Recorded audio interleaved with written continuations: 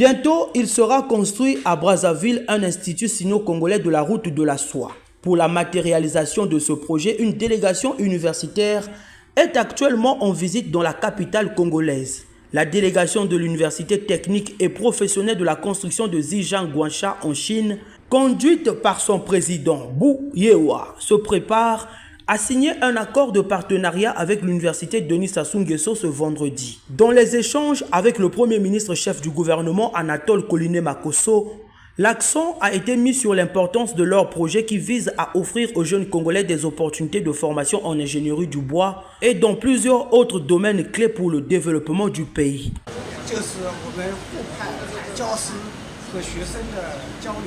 Nous voudrions mettre en place un centre chinois et compétences professionnelles.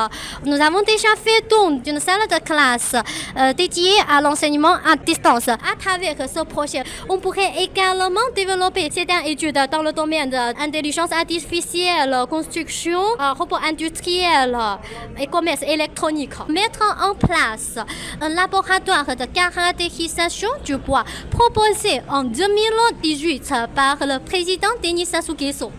L'université technique et professionnelle de la construction de Zhejiang Guansha en Chine offre des programmes de formation dans des domaines tels que le génie civil, l'architecture, la gestion de la construction, le design architectural et d'autres disciplines liées à l'industrie de la construction. En outre, elle peut être impliquée dans des projets de recherche, de développement et de conseil dans le domaine de la construction et de l'ingénierie.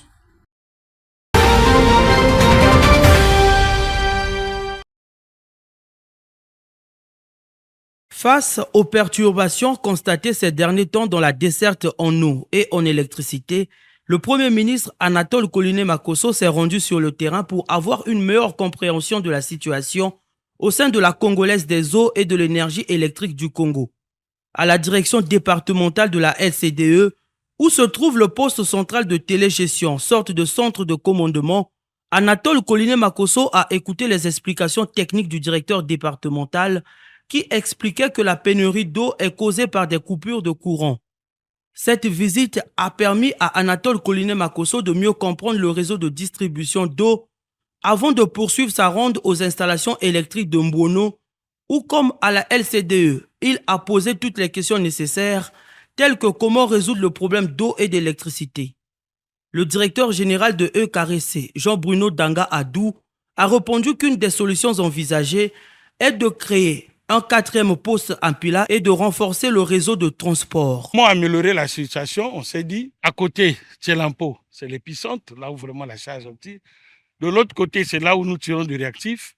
Bon, si on peut positionner ici les compensateurs statiques afin d'améliorer la tension sur le réseau du transport. Car il nous arrive de 220 descendre jusqu'à 180 kV. Donc, en mettant les compensateurs, ça nous permettra de rehausser ce niveau-là et prendre au maximum de clients, diminuer donc le délestage. Voilà le but du travail que nous sommes en train de faire. Nous commençons par ici, nous allons voir le résultat escompté. Si le résultat est bon, nous descendons du côté de Tchelampo également et du côté de Mindouli pour que sur l'ensemble du réseau entre Pointe-Noire et Brazzaville, on puisse installer ce genre d'équipement. Jean-Bruno Danga Adou a également fait savoir que la forte urbanisation et les températures élevées réduisent les efforts de la société. Aujourd'hui, vous voyez avec l'augmentation de la température ambiante, la canicule, aujourd'hui on arrive à atteindre 36-37 degrés. Ces équipements chauffent, ces conducteurs-là chauffent. Donc la qualité du produit distribué aussi diminue. En partant, le Premier ministre Anatole Koliné-Makosso nourrit le vœu que tous les chantiers prennent fin dans les plus brefs délais pour le grand bonheur des populations. En raison des plaintes enregistrées ça et là, et surtout des explications que la Congolaise des eaux nous a données, rappelant qu'ils n'ont pas forcément à l'heure actuelle des problèmes de production d'eau. Ils n'ont pas forcément à l'heure actuelle des problèmes de transport d'eau. Ils n'ont même pas forcément actuellement des problèmes de produits chimiques, comme ça s'est passé en décembre. Et que le problème qu'ils ont, c'est surtout l'instabilité de l'électricité qui fait que dès qu'il y a quelques coupures, effectivement, leur équipement de production et surtout de transport d'eau prennent un coup. pourvu qu'il y ait une coupure de 30 minutes, par exemple, ou 1 heure, les populations vont consommer l'eau qui est dans des cuves, dans des châteaux d'eau, dans des réseaux primaires de distribution ou le réseau secondaire.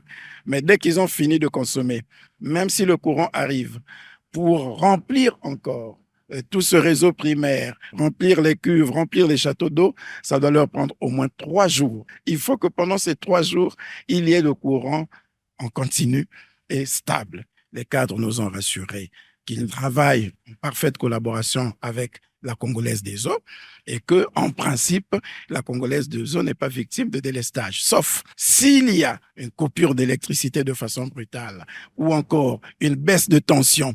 Les équipements de la LCDE ne peuvent pas fonctionner et ce n'est pas forcément parce que la LCDE serait privée d'électricité. Et qu'est-ce qui fait que nous ayons cette instabilité d'électricité? La raison fondamentale, nous ne l'oublions pas, c'est le fait que nous n'avons qu'une seule ligne de transport pour relier Pointe-Noire et Brazzaville. Et c'est tout ce travail qu'ils sont en train de faire. Ils le font en ayant fait venir des compensateurs qu'ils vont installer.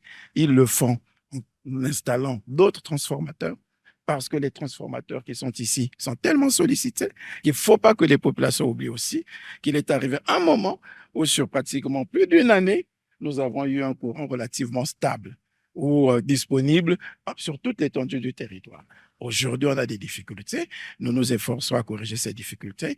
Les cadres de EKRC sont à la manœuvre.